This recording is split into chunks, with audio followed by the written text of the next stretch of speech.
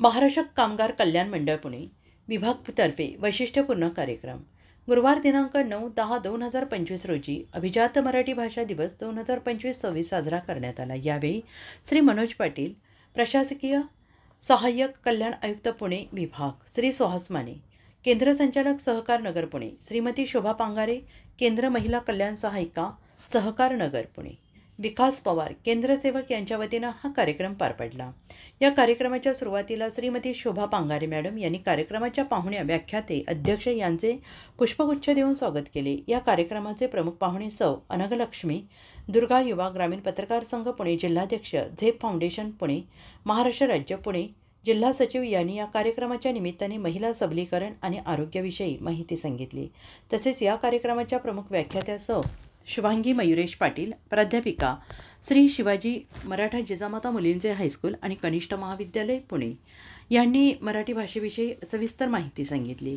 या कार्यक्रमाच्या अध्यक्षा सौ रामदुर्गकर रेणुका अभिजित, प्राध्यापिका श्री शिवाजी मराठा जिजामाता मुलींचे हायस्कूल आणि कनिष्ठ महाविद्यालय शुक्रवार पेठ पुणे 2 यांनी देखील आपल्या अध्यक्ष भाषणामध्ये मराठी भाषेचे जतन कसे करावे याविषयी माहिती सांगितली।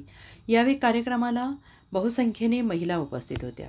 कार्यक्रम यशस्वी पार पडला। अजिंक्य महाराष्ट्र न्यूज सोबत प्रतिनिधी कांताभाऊ राठोड।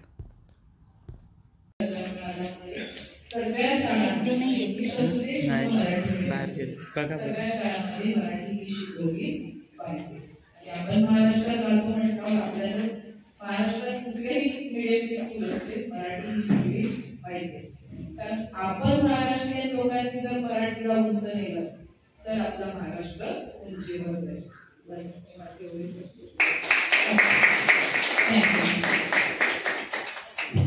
आता हे केवळ आपल्या संवादाचे साधन नसून ती आपली मातृभाषा आहे, आपल्या परंपरा, संस्कृती, अस्मितेचे ओळख आहे। माझे मराठीचे बोलू कौतुक परी अमृतातेही पैजाने असं संत ज्ञानेश्वर महाराजांनी देखील सांगितले आहे। म्हणजे मराठी भाषेची जर अमृताची पैज लावली तर त्यामध्ये मराठी भाषा जिंकणार आहे। तर वेगवेगळ्या प्रकारचे संत एकनाथ, संत नामदेव, संत ज्ञानेश्वर महाराज, संत तुकाराम महाराज यांनी देखील संत काव्य लिहिले आहे। त्याचबरोबर त्यांनी भारूड, कीर्तन यांच्या माध्यमातून सुद्धा त्यावेळी अशिक्षित लोकांना लोकजागृती करण्याचं महत्त्वाचं काम केलेलं आहे। त्याचबरोबर आपले मराठी कवी असतील, साहित्यिक असतील, लेखक असतील, त्यामध्ये पु ल देशपांडे असतील, वि वा शिरवाडकर असतील, बहिणाबाई चौधरी असतील, व पु काळे, पु ल देशपांडे यासारख्या कवी, लेखक, साहित्यिकांनी देखील मराठी भाषा समृद्ध करण्यामध्ये त्यांचं खूप मोलाचं योगदान आहे। प्राथमिक शिक्षण जर आपण मराठीतून घेतलं तर ते अधिक काळ आपल्या लक्षात राहतं किंवा ते दृढ होण्यास देखील मदत होते। त्यानंतर 27 फेब्रुवारी हा मराठी भाषा गौरव दिन आपण वि वा शिरवाडकर अर्थात कुसुमाग्रज यांचा वाढदिवस म्हणून देखील साजरा करतो। तर त्या दिवशी आपल्याला मराठीला ज्ञानभाषा म्हणून काय झालेली आहे तर मान्यता मिळालेली आहे। त्यामुळे कुसुमाग्रजांचा वाढदिवस आपण मराठी भाषा गौरव दिन म्हणून देखील साजरा करतो। त्याचबरोबर मराठीतून आपले प्रशासन किंवा दैनंदिन व्यवहार तर होतातच, म्हणजे त्यामुळे लोकांना सेवा देखील चांगल्या प्रकारे मिळण्यास मदत होते।